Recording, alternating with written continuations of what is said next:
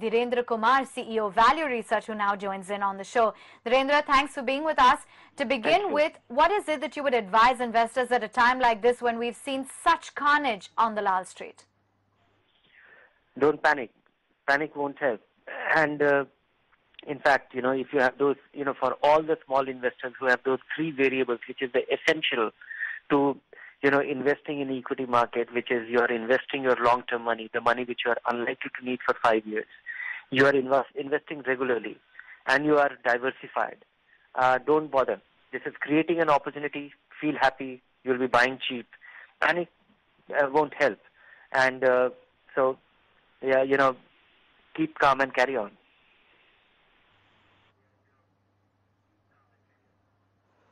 Okay, that may be easier said than done, but yes, as you alluded to a lot of other market experts, that this kind of a correction is healthy. Dhirendra, we were talking about your overall portfolio allocation, with equity, large caps, multi-cap funds. Would you like to share with us some of your top recommendations for 2018? Yeah, I would like to, not much has changed because, if you look at my recommendations, yes, little bit has changed that some of the categories, they will not be very attractive. They will not be relevant anymore. For example, but for all equity fund investors, if you were supposed to, if you are getting started, you should be investing in balanced funds. And the same balanced fund which I recommended or, which I suggested or the ones which I like at the outset, at the start of the year, they are still valid. There are 2-3 categories which will, investors just need to appreciate something that this is a non-negotiable change that has happened in the Indian market, particularly on the front of capital gains. So there are some categories which lose their relevance. One is the equity savings fund. These are funds where a third of the money was in arbitrage, a third of the money was in equity, and a third of the money was in fixed income.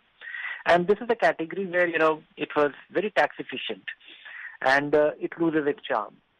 Likewise, the arbitrage fund. The arbitrage funds by their character are almost like a liquid fund. But from a taxation point of view, they were treated as equity, which was extremely concessional and attractive, and shorter holding period of 1 year and used to become tax-free, or the dividend from them was completely tax-free. That has been plugged. Then comes, the popular category called, the tax saving funds, the ELSS. Now, the great thing about ELSS was that you got a tax exemption when you invested. It was growing in a tax sheltered way because equity you don't pay any taxes or on the growth as it is accruing on an accrual basis.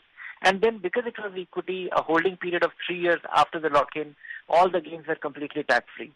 So that will be taxable. So it actually causes friction. It lowers your return a little bit. You pay 10% of your gains, and but that is one aspect. The change in capital gains tax and the relevance or non-relevance or decline in relevance of some of the categories. But when it comes to this global sell-off, be prepared for it. Use it as an opportunity. Don't panic, and have your systems in place. Which is, don't. And of course, there will be little tweaking in the way you have been investing. Don't invest in the dividend plans because you will get the dividend. It will get reduced by 10%. If an equity is an accumulation vehicle, likewise, some of the investors plan to invest in balanced fund and do a systematic withdrawal plan from them, set up a systematic withdrawal plan. Right. That requires little calibration, So, but that is a matter of detail. Sure. I think the broad principle that every long-term investor should follow is that keep calm and carry on.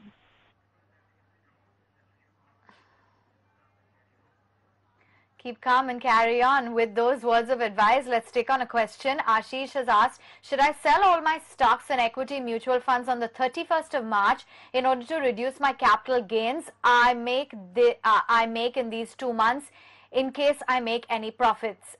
What are the clarifications and advice that you would like to give, Ashish?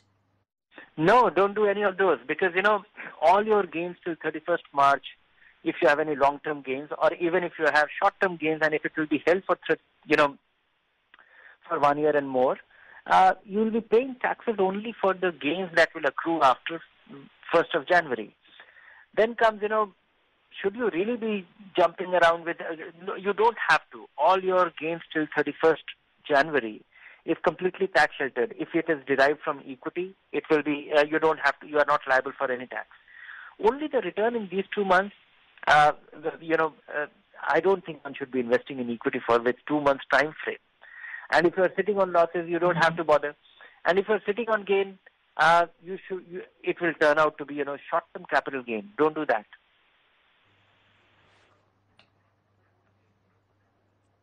All right, Dhiren, thank you so much for taking time out and joining in, giving us a perspective as to what one should do. And clearly, we'll let you sign off with those words: keep calm and do not panic.